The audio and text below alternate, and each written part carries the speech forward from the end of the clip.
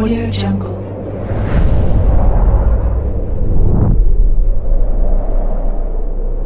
Yo, balik lagi bersama Mimin di Manhwa TV. Kali ini kita akan lanjutkan pembahasan dari cerita Riches Can Buy Loyalty. Mimin infokan kembali bagi teman-teman yang ingin menonton video terbaru lebih cepat, silahkan bergabung menjadi member di channel ini dengan biaya 10k per bulannya.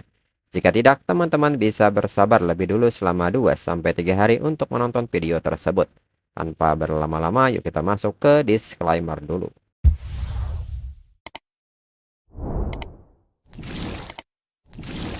Disclaimer, silahkan abaikan hal ini jika kalian sudah mengerti. Ini peringatan mengenai konten di channel ini. Video ini berisi alur cerita komik yang mempermudah bagi teman-teman untuk mengetahui isi ceritanya dan memahami alur ceritanya. Jika ada kesamaan tokoh, tempat, maupun isu yang sedang hangat, itu benar-benar tidak disengaja. Dan peringatan bagi teman-teman untuk tidak mencontoh atau meniru perkataan maupun perbuatan yang tidak baik yang ada di video ini. Karena cerita ini hanyalah fiktif belaka. Jika mengerti, yuk kita masuk ke ceritanya. Fu Yingzi pun mengatakan bahwa mereka pacaran dari sekarang. Jadi mulai sekarang, Fu Yingzi meminta Zegui untuk menjaga jarak dari dirinya. Jika tidak, baik Shen Yuan maupun dirinya akan merasa sangat tidak nyaman. Zegui pun sangat terpukul dengan hal ini dan menyebut itu tidak mungkin. Melihat Zegui pergi, dalam pikiran Shen Yuan pun meminta maaf karena berbuat seperti ini. Dirinya ingin Zegui menghadapi kenyataan bahwa kekuatan uang tak tertandingi. Lalu Fu Yingzi sendiri merasa malu mengatakan bahwa ini sepertinya sudah cukup. Shen Yuan pun seketika melepaskan pegangannya dan menyebut bahwa Zegui mungkin tidak akan mengganggu Fu Yingzi lagi. Jika tidak ada yang lain, maka dirinya akan pergi lebih dulu. Dan seketika Shen Yuan pergi. Lalu saat di hotel, Shen Yuan menilai bahwa sejujurnya Fu Yingzi memang sekretaris, tapi dirinya belum mampu menjalankan perusahaan secara penuh. Tanpa skill nyata, bahkan jika dirinya punya uang, dirinya hanya akan terlihat seperti orang kaya yang mencolok. Dengan ini, dirinya perlu mengaktifkan semua modul pengetahuan ini dan menaikkan levelnya. Shen Yuan pun seketika kembali membuka funnel sistemnya. Dengan ini, Shen Yuan akan mulai dengan ini. Meskipun sekolah memiliki mata kuliah wajib seperti pengenalan manajemen, dirinya selalu merasa seperti dirinya tidak belajar banyak. Sistem mendeteksi bahwa Shen Yuan ingin mulai mempelajari manajemen bisnis. Untuk menjalankan perusahaan yang baik, Shen Yuan harus menguasai beberapa disiplin profesional. Shen Yuan telah secara sadar memutuskan untuk meningkatkan diri. Funnel manajemen bisnis tidak terkunci. Shen Yuan pun kini memiliki tugas waktu terbatas. Dalam waktu 1 bulan, jika Shen Yuan menguasai konsep-konsep kunci dasar manajemen, semua pengetahuan tingkat eksekutif Master of Business Administration atau yang disingkat dengan EMBA dari Universitas Cina Xiangjiang, sekolah bisnis terbaik di Asia, akan diintegrasikan ke dalam otak Shen Yuan. Shen Yuan pun nampak kaget dengan hadiah misinya. Shen Yuan menilai bahwa EMBA berfokus pada teori dan praktik, terutama dari sekolah tingkat atas seperti itu. Tapi menyelesaikan semua ini dalam sebulan tidak akan mudah. Namun di saat itu Shen Yuan teringat dengan Li Xiao. Li Xiao punya gelar ganda, jurusan pertamanya adalah manajemen bisnis. Lalu di saat yang sama Shen Yuan mendapatkan sebuah pesan dari Lin Yuchang yang merupakan pemilik kafe sebelumnya. Lin Yuchang pun bertanya apakah Shen Yuan ada waktu untuk minum malam ini. Shen Yuan yang membaca pesan ini menilai bahwa dirinya ingat terakhir kali dirinya tahu akan ada lebih banyak lagi yang akan datang, tapi dirinya tidak bisa menemuinya malam ini. Shen Yuan pun seketika membalas pesan ini dan menyebut bahwa dirinya bisa besok malam. Dirinya ada acara malam ini. Membaca pesan Shen Yuan yang menyebut besok malam, Lin Yuchang pun mengatakan bahwa dirinya masih harus menunggu seharian. Lalu 1 jam kemudian Meng Hui pun datang. Meng Hui menyebut bahwa akhirnya dirinya bisa melihat Shen Yuan. Meng Hui pun bertanya apakah dirinya terlihat baik hari ini. Shen Yuan pun membenarkan hal itu. Meng Hui selalu terlihat hebat di matanya. Dalam pikiran Shen Yuan, apa yang bisa dirinya katakan lagi kepada Lin Yuchang? Jika Lin Yuchang ingin kencan dengan dirinya, maka Lin Yuchang harus mengantri. Lalu Meng Hui yang mendengar pujian Shen Yuan seketika melompat ke arah Shen Yuan dan seketika memberikan salam tempelnya. Dan setelahnya, perang bantal pun terjadi. Meng Hui pun seketika kelelahan. Shen Yuan yang memperhatikan nilai poin Meng Hui menilai bahwa tingkat kasih sayangnya meningkat dari 91 ke 93. Dirinya melihat sebuah pola. Semakin tinggi poinnya, semakin sulit untuk meningkatkannya. Tapi lebih sulit juga berarti hadiahnya akan lebih baik. Seperti naik level dalam sebuah game. Lalu Shen Yuan pun kembali mengatakan janjinya tempo dulu saat ingin membelikan Meng Hui sebuah rumah. Jika Meng Hui bebas akhir pekan ini, mereka bisa pergi mencarinya.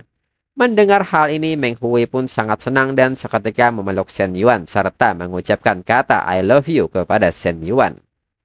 Lalu keesokan harinya di kampus, Meng Hui yang kembali ke asrama pun merasa bingung melihat teman-teman sekamarnya fokus ke ponsel mereka masing-masing.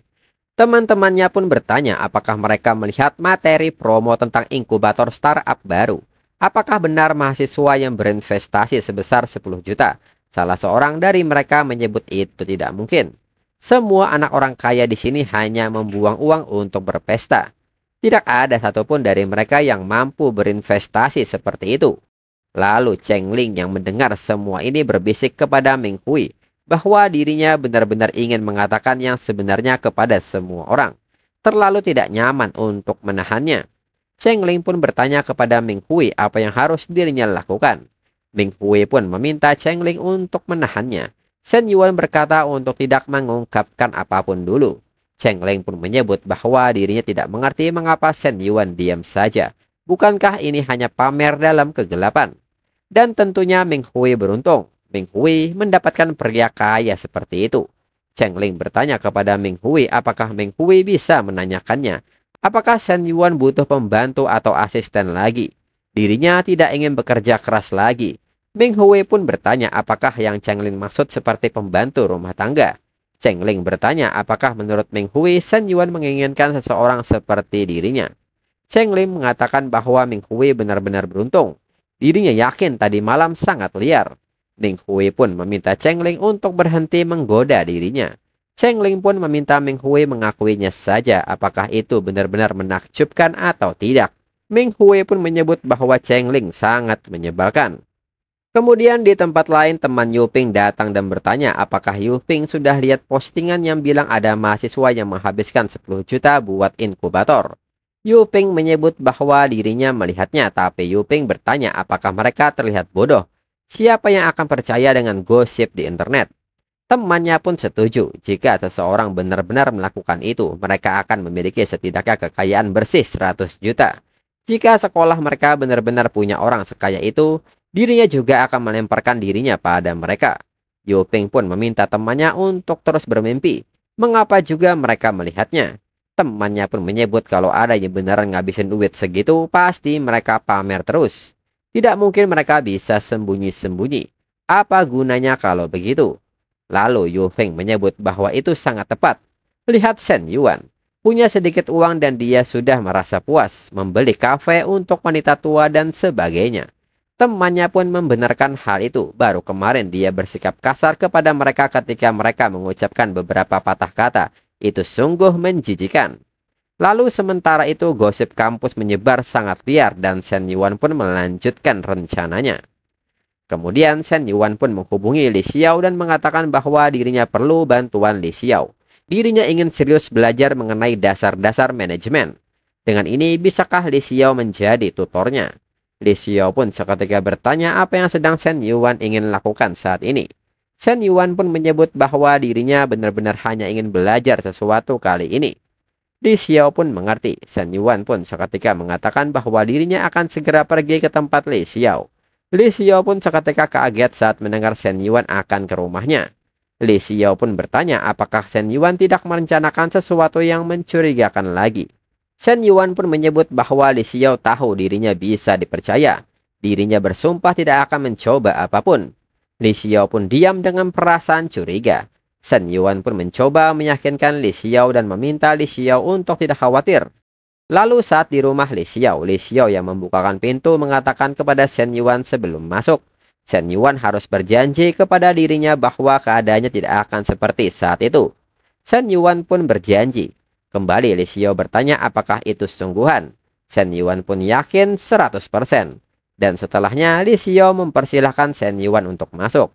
Lalu Li Xiao mengatakan bahwa ini adalah buku teks miliknya dari kuliah. Dirinya telah menandai poin-poin penting dalam 3 bab pertama. Shen Yuan harus menghafal sebagian besarnya. Tetapi cobalah menghubungkannya dengan kasus kehidupan nyata. Itu akan sangat membantu. Shen Yuan pun mengerti dirinya akan mulai menghafalnya sekarang. Lalu setelah 1 jam belajar penuh, Li Xiao pun seketika bertanya mengapa Shen Yuan berhenti belajar. Mengapa Shen Yuan menatap dirinya. Li Xiao pun meminta Shen Yuan untuk melihat bukunya. Namun Shen Yuan menyebut bahwa Li Xiao jauh lebih menarik daripada buku itu. Mendengar hal ini, Li Xiao pun menyebut ini terjadi lagi. Bukankah Shen Yuan berjanji Shen Yuan di sini hanya untuk belajar? Shen Yuan pun seketika mendekat dan mengatakan bahwa dirinya sedang belajar dengan serius. Tapi dirinya juga ingin Li Xiao menjadi pacarnya. Tujuan-tujuan itu tidak saling bertentangan. Li Xiao pun meminta Shen Yuan untuk berhenti bicara omong kosong. Shen Yuan pun menyebut bahwa dirinya serius. Li Xiao pun meminta Shen Yuan untuk tidak melakukan ini. Li Fei sedang tidur di kamar lain. Shen Yuan pun menyebut bahwa itu lebih baik. Mereka bisa memberitahu Li Fei bahwa mereka sudah resmi sekarang. Li Xiao pun meminta Shen Yuan untuk melepaskan dirinya.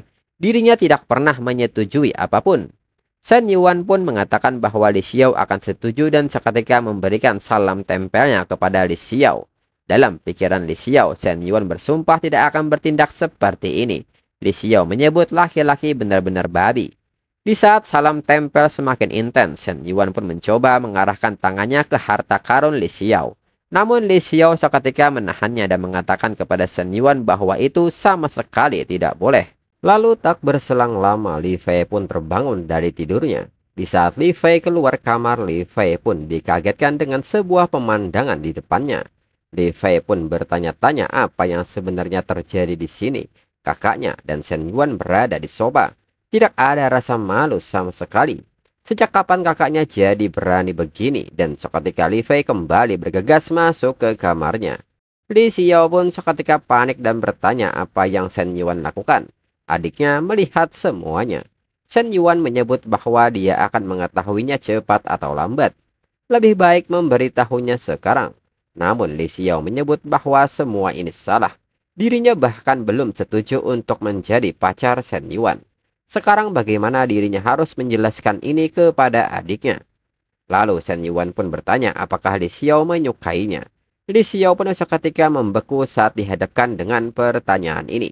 Dalam pikiran Li Xiao, jika dirinya mengatakan bahwa dirinya menyukainya sedikit, tapi mereka adalah guru dan murid. Di samping itu, Shen Yuan menilai bahwa tingkat kasih sayangnya meningkat 2 poin.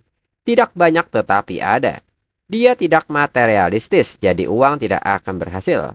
Hanya waktu dan usaha yang akan menunjukkan padanya ketulusan dirinya. Lalu melihat Li Xiao yang diam tanpa kata, Shen Yuan menyebut bahwa itu tidak apa-apa, dirinya tidak akan menyerah. Shen Yuan pun seketika pamit pergi. Dan mereka akan bertemu kembali. Setelah Shen Yuan pergi, Li Xiao pun memberitahu adiknya bahwa dia bisa keluar ruangan sekarang. Li Fei pun bertanya apakah sudah berakhir. Li Xiao pun mengiyakan hal itu. Lalu Li Fei bertanya apakah Li Xiao dan Shen Yuan sudah berpacaran. Apakah dirinya harus mulai memanggil Shen Yuan dengan sebutan kakak ipar. Li Xiao pun seketika bingung dan mengatakan kepada Li Fei bahwa masih belum resmi. Li Fei pun kaget mendengar kata tidak resmi ini. Li Fei pun bertanya bagaimana mereka berdua akhirnya melakukan itu. Li Xiao pun menyebut bahwa mereka tidak pergi terlalu jauh. Li Fei pun kembali bertanya apa yang Li Xiao pikirkan. Li Xiao pun bingung harus menjawab apa. Dalam pikiran Li Xiao seketika menjadi kacau. Dalam pikiran Li Fei menyebut bahwa Li Xiao jelas sudah jatuh cinta pada Shen Yuan. Dan Li Xiao tidak menyadarinya. Lalu malamnya di KPMS, Shen Yuan pun menemui Lin Yuchang. Lin Yuchang pun seketika meminta maaf karena mengganggu Shen Yuan. Dirinya sedang dalam suasana hati yang buruk akhir-akhir ini. Dan ingin berbicara. Lin Yuchang pun bertanya apakah dirinya mengganggu sesuatu. Shen Yuan pun menyebut bahwa Lin Yuchang tidak mengganggu sama sekali. Shen Yuan pun bertanya apakah Lin Yuchang baik-baik saja. Lin Yuchang tidak terlihat senang. Lin Yuchang mengatakan bahwa Tang Xianyong makin parah. begadang semalaman bahkan tidak berusaha menyembunyikannya lagi. Dia kembali dengan bau wanita lain. Dalam pikiran Lin Yuchang, kalau Tan Xianyong sedang keluar melakukan sesuatu, setidaknya dirinya bisa minum dengan seseorang. Lagi pula mereka tidak melakukan kesalahan apapun. Bahkan kalau dirinya melakukan sesuatu, Tang Xianyong tidak punya hak untuk mengeluh. Dia yang telah merancang tempat tidur ini sendiri. Lalu Lin Yuchang pun bertanya apakah Chenna pacar Shen Yuan. Shen Yuan pun mengatakan bahwa dirinya dan Chenna bisa dikatakan seperti itu. Lin Yuchang kembali bertanya apakah Chenna tahu bahwa Shen Yuan keluar minum dengan dirinya. Shen Yuan pun menyebut bahwa Chenna tidak tahu, tapi kalaupun dia tahu, Chenna tidak akan keberatan. Mendengar hal ini, Lin Yuchang menilai jika begitu dirinya mengerti. Jika demikian dirinya tidak akan merasa bersalah. Dirinya benar-benar tidak ingin ikut campur dalam hubungan siapapun. Lalu Lin Yuchang pun bertanya bisakah Shen Yuan memeluknya sekali saja. Shen Yuan pun tanpa pikir panjang meminta Lin Yuchang untuk mendekat kepadanya. Tanpa malu-malu, Lin Yuchang pun mendekat dan duduk di pangkuan Shen Yuan. Shen Yuan pun bertanya bagaimana tentang Tang Xianyong. Apakah Tang Xianyong tahu Lin Yuchang di sini minum dengan dirinya? Lin Yuchang pun seketika meminta tolong kepada Shen Yuan untuk tidak menyebut nama jajingan itu. Dan seketika Lin Yuchang memberikan salam manisnya. Shen Yuan pun kaget dengan serangan tiba-tiba ini. Dalam pikiran Shen Yuan merasa bersalah karena ini terjadi di kafe Chenna dengan wanita lain. Namun Shen Yuan pun seketika merespon salam manis ini dan dalam pikiran Shen Yuan merasa kesal karena dirinya menjadi orang itu. Dan mengapa dirinya terlalu memikirkan ini. Di saat tangan Shen Yuan ingin membuka peti harta karunnya, Lin Yuchang seketika menghentikannya dan menyebut dirinya tidak bisa. Shen Yuan pun seketika bertanya ada apa? Apakah Lin Yuchang tidak serius meminta dirinya untuk bersikap baik? Lin Yuchang pun mengatakan bahwa dirinya akan membantu Shen Yuan untuk rileks. Namun Shen Yuan tidak menginginkan hal itu. Dirinya ingin melakukan semuanya hingga aksi rodeo brutal pun terjadi. Dan Lin Yuchang pun merasa berada di surga sekarang. Lalu setengah jam kemudian Lin Yuchang pun ngos-ngosan dibuat Shen Yuan. Dan di saat itu Shen Yuan meminta tolong kepada Lin Yuchang untuk membersihkan dirinya. Dengan cepat Lin Yuchang menggunakan penyedot sucinya untuk membersihkan Shen Yuan. Setelahnya Shen Yuan menilai bahwa orang-orang selalu mengatakan pria muda tidak menghargai wanita dewasa dan malah mengejar wanita yang salah. Ini adalah hal yang baru, bahkan sebelum hal-hal meningkat dengan wanita lain. Tingkat kasih sayang mereka lebih dari 60 poin. Tetapi dengan Lin Yuchang itu naik setelahnya. Dan bersamaan dengan itu notifikasi mengenai sistem cashback pun muncul. Shen Yuan menilai dirinya tidak menyangka sistem tidak hanya melacak tingkat kasih sayang, tetapi juga menghitung berapa banyak NVC yang masuk ke dalam dirinya. Dengan ini mereka akan melihat hadiah apa saja yang dirinya dapatkan kali ini. Dan notifikasi menyebut bahwa Shen Yuan mendapatkan High Efficiency Study Card. Langsung menghafal dan menyimpan konten dari buku dan setiap kartu bertahan 1 jam. Shen Yuan pun tidak menduga dengan hadiahnya dan ini sangat bagus. Mempelajari buku teks manajemen itu memakan waktu lama. Namun dengan kartu ini akan membantunya menyelesaikan tugas yang dibatasi waktu hanya dalam beberapa jam saja. Lalu notifikasi lain menyebut bahwa Shen Yuan mendapat hadiah acak termasuk kartu bonus. Dan Shen Yuan mungkin dapat meningkat atribut. Item dunia nyata, bisnis bahkan uang tunai. Shen Yuan pun menyebut sistem ini luar biasa. Jika dirinya beruntung mungkin dirinya akan memenangkan sesuatu yang liar. Lalu Lin Yuchang yang melihat Shen Yuan menyebut bahwa Shen Yuan tampak bahagia. Sejujurnya dirinya juga tidak pernah sebahagia ini. Bahkan sekalipun belum. Lin Yuchang pun seketika mengajak Shen Yuan pergi. Dirinya harus pulang sekarang. Dan lain kali mereka akan melanjutkannya. Mendengar kata lain kali ini, Shen Yuan pun bertanya-tanya apakah Lin Yuchang berencana untuk melakukan hal ini lagi. Kemudian saat ini di kediaman Shen Yuan pun membaca sebuah screenshot komentar online yang dikirim oleh Fu Yingzi kepada dirinya. Dikatakan bahwa tidak ada seorang pun di jurusan perdagangan internasional mereka yang mengendarai mobil kelas G. Jika dia menyebar rumor, setidaknya lakukan pekerjaan rumah. Tidak hanya di departemen mereka, bahkan di seluruh sekolah studi internasional. Tidak ada yang mengendarai mobil G-Class. Ini jelas-jelas menggertak. Dengan ini mereka anggap saja ini sebagai lelucon. Tidak ada biaya untuk menyebarkan kebohongan akhir-akhir ini. Lalu, Fu Yingzi juga menyebut bahwa sebenarnya mendapatkan kebencian secara online adalah pertanda baik. Itu memicu diskusi dan meningkatkan visibilitas. Shen Yuan pun menanggapi ini dan menyebut bahwa dirinya bisa mulai memberikan petunjuk lebih lanjut, seperti dari departemen mana dirinya, tahun berapa dan jurusan dirinya. Asalkan dirinya tidak mengungkap nama atau kelasnya. Hu Yingzi pun menyebut bahwa itu kedengarannya cukup bagus. Setelahnya, Shen Yuan pun akan mengesampingkan proyek startup untuk saat ini. Dan lihat kejutan apa yang akan diberikan oleh sistem ini. Lalu jendela notifikasi pun kini meminta konfirmasi Shen Yuan. Apakah Shen Yuan ingin mengundi 2 kesempatan lotre sekarang? Shen Yuan pun mengonfirmasi hal ini. Dan notifikasi berikutnya mengucapkan selamat karena Shen Yuan memenangkan sebuah etalase toko sepanjang 500 meter di Yunqi Elegant Garden. Sistem pun meminta Shen Yuan untuk mengklaim hal ini dalam waktu 1 minggu di kantor penjualan Yunqi Elegant Garden. Shen Yuan yang melihat notifikasi ini sangat kaget. Ada toko di Yunqi Elegant Garden. Itu komplek paling mewah di kota bintang. Ini akan menghasilkan pendapatan sewa. Bahkan jika dirinya tidak membuka bisnis, dirinya bisa mendapatkan uang sewa. Lalu Shen Yuan pun kini kembali mengundi 1 tiket lagi. Dan Shen Yuan memenangkan 2 poin penyesuaian atribut untuk statistik fitness. Shen Yuan pun tidak menyangka akan mendapatkan atribut ini. Jika dirinya dapat menambahkan lemak tubuh atau berat badannya, dirinya akan menyelesaikan misi kebugarannya dalam waktu singkat.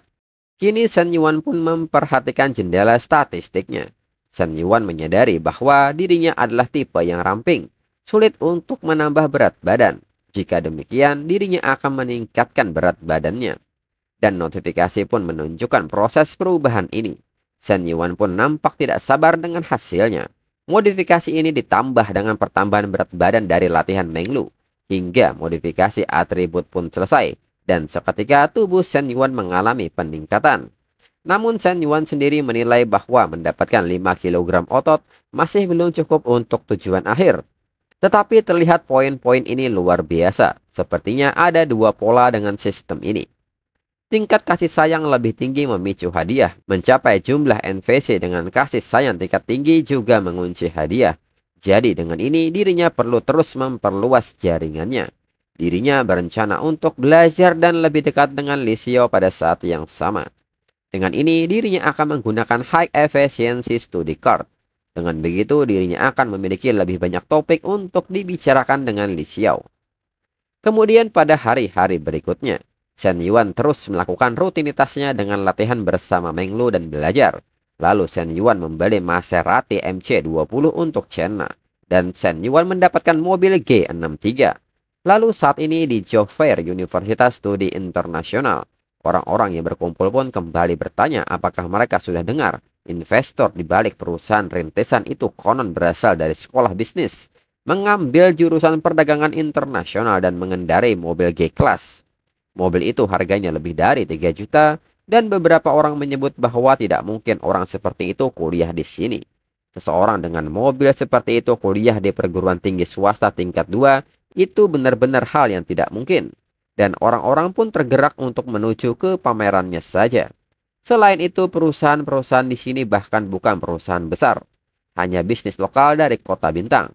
Kemudian di hari Jumat di auditorium sekolah, Yu Feng pun berjalan mendekati seniornya dan bertanya bukankah keluarga senior punya perusahaan.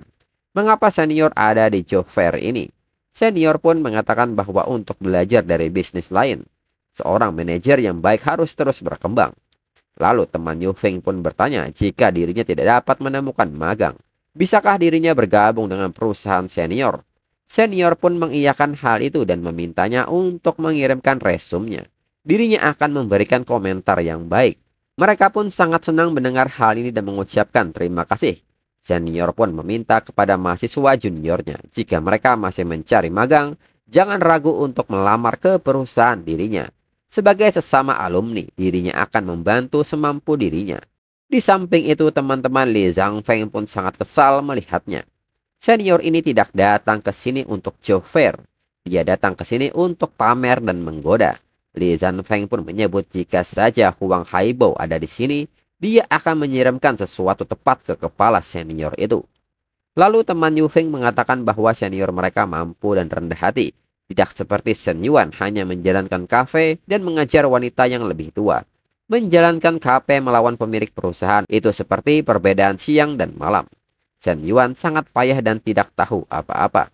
Yufeng pun meminta temannya untuk tidak menyebut nama Shen Yuan lagi. Setelah apa yang Shen Yuan lakukan pada mereka, dirinya sudah kehilangan rasa hormatnya pada Shen Yuan. Lalu senior pun bertanya kepada Yuping apakah Yuping ada waktu setelah job fair. Jika ada, apakah Yufeng ingin makan malam? Yufeng tanpa pikir panjang mengiyakan ajakan itu. Lalu tiba-tiba sebuah mobil pun datang ke kampus. Perhatian orang-orang pun seketika terfokus kepada mobil ini dan bertanya, bukankah membawa mobil ke kampus itu dilarang? Namun mereka pun sadar bahwa itu adalah mobil G-Class. Yufeng dan temannya pun nampak kaget dengan hal ini. Yufeng menyebut bahwa orang-orang telah membicarakannya sepanjang minggu. Rumor mengatakan bahwa seorang mahasiswa yang berinvestasi 10 juta di startup mengendarai mobil G-Class. Teman Yufeng menyebut jika orang kaya itu benar-benar mahasiswa di sini, dia jauh lebih menarik daripada senior lainnya. Dalam pikiran Yufeng, kalau dirinya bisa kenal dia, dirinya akan membatalkan makan malam dengan senior. Dan di saat yang sama, Shen Yuan yang mengendarai mobil G-Class menunjukkan dirinya, serta bertanya kepada Huang Haibo dan Chow Tua apa yang mereka berdua lakukan di sini dan apakah mereka mau diantar kembali ke asrama. Yuping dan temannya pun kaget Shen Yuan yang mengendarai mobil ini. Mereka pun bertanya-tanya apakah Shen Yuan orang kaya. Huang Haibo sendiri pun hanya membatu melihat Shen Yuan menunjukkan diri dan menyebut Shen Yuan sebagai orang gila yang ngomong soal datang tepat waktu. Dan di saat itu Huang Haibo agak kaget melihat respon Yuping yang mendekat dan melihat ke dalam mobil di kursi kedua. Dan Yuping sendiri masih tidak percaya dan menyebut Shen Yuan pasti hanya seorang supir. Lalu Chow Tua pun bertanya kepada Yuping apa yang Yuping lihat. Yuping kelihatan licik. Huang Haibo pun meminta Yuping untuk minggir. Mereka ingin masuk ke dalam mobil. Teman Yuping pun bertanya-tanya dalam pikirannya bagaimana mungkin orang seperti Shen Yuan bisa sekaya ini. Dan tidak ada seorang pun yang tahu. Teman Yuping pun bertanya apakah menurut Yuping kalau mereka meminta maaf pada Shen Yuan, apakah Shen Yuan akan memaafkan mereka. Yuping pun tidak tahu akan hal itu.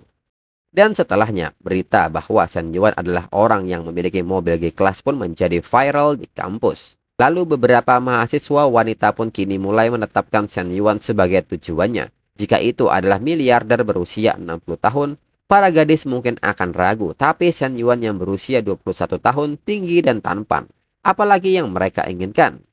Lalu seseorang menemukan akun media sosialnya. Dengan ini, dirinya akan memenangkan hatinya. Namun temannya bertanya, bukankah wanita ini sudah punya pacar? Wanita ini pun tidak peduli. Jika Shen Yuan memberinya kesempatan, dirinya akan meninggalkan pria yang dirinya cintai saat ini dalam sekejap. Di tempat lain, seorang wanita kini menghampiri Fu Yingzi. Dan diketahui wanita ini bernama Long Jinghan. Fu Yingzi pun bertanya soal keperluan Jinghan. Jinghan pun mengatakan bahwa Fu Yingzi bekerja dengan Shen Yuan di basis startup. Bisakah Fu Yingzi memperkenalkan dirinya? Fu Yingzi menyebut bahwa Jinghan baru kelas 2. Jinghan seharusnya bersiap untuk memimpin klub penyiaran. Mengapa tiba-tiba tertarik pada kewirausahaan? Jinghan menyebut bahwa pasar kerja sedang sulit. Harus bersiap lebih awal. Dalam pikiran Fu Yingzi, dirinya hampir mempercayai Jinghan sesaat. Tapi jujur saja Jinghan disebut gadis naga kecil karena suatu alasan. Tinggi 168 cm, sosok yang sempurna, fitur wajah yang cantik, getaran yang hebat. Sebenarnya dia akan menjadi pasangan yang baik, namun di saat itu Fu Yingzi sadar dan bertanya-tanya apa yang sebenarnya dirinya pikirkan. Rasanya seperti dirinya sedang memilih kerang untuk Shen Yuan. Dan untuk episode selanjutnya tunggu 1-2 minggu lagi. Sekian dan terima kasih.